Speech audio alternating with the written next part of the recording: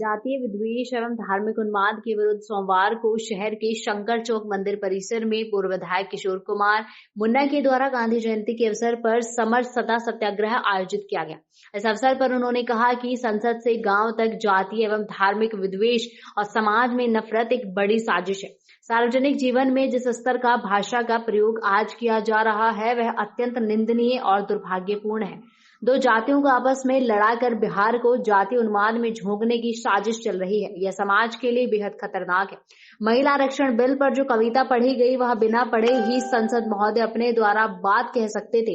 आज जानबूझकर पढ़ाया गया और फिर 6 दिन बाद उसी दल के विधायक पूर्व सांसद द्वारा जानबूझकर नफरत भरा बयान दिलवाया गया। वहीं कविता पर जिस तरह से प्रतिक्रियाओं का दौर चल रहा है, गर्दन काटने से लेकर जीव खींचने तक की बात हमारे देश के लोकतंत्र के लिए घातक है। आज हर राजनीतिक दल अपने फायदे के लिए भाषा के निर्माता स्टार और संस्कार के गिरते क्रम में नजर आते हैं।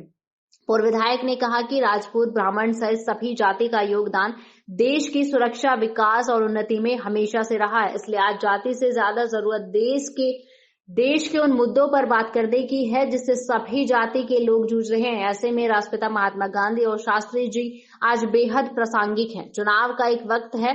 मैं लोगों से अपील करूंगा कि आप वैसे लोगों और नेताओं के झांसे में न आए जिनकी जुबान से नफरत निकलती है और जिनका खामियाजा समाज को भुगतना। संसद से गांव तक जिस तरीके से जातीय एवं धार्मिक विद्वेष और नफरत फैलाने का एक साजिश चल रहा है, उसके विरुद्ध ये सत्याग्रह किया गया है।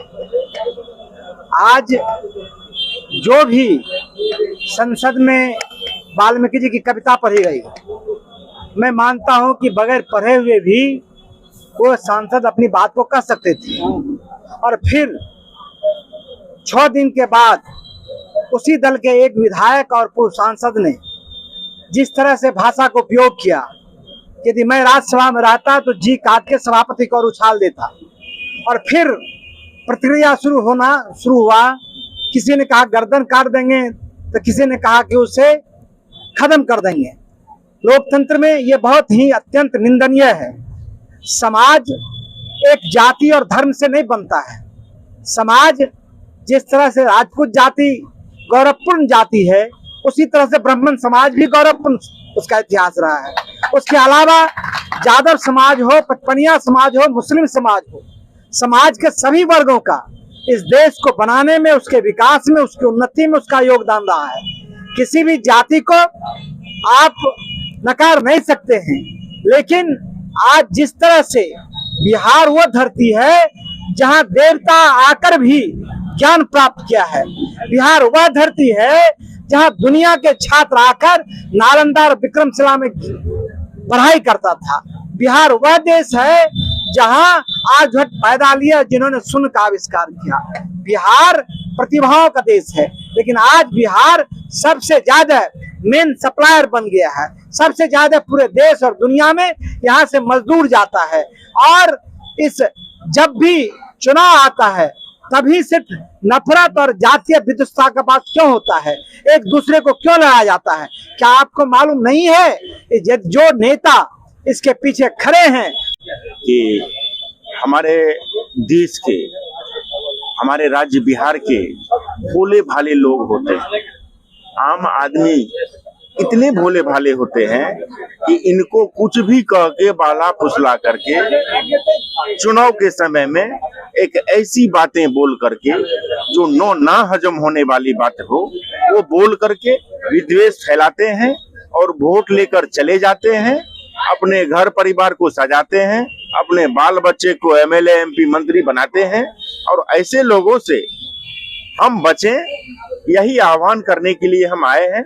सबसे विनती करते हैं कि इस स्थल पर जो भी व्यक्ति आए हैं तथा हम किसी भी माध्यम से हमारी आवाज जहां तक जाती है, उन सबों से आह्वान करते हैं कि आप ऐसे लोगों के चक्कर में न फंसे।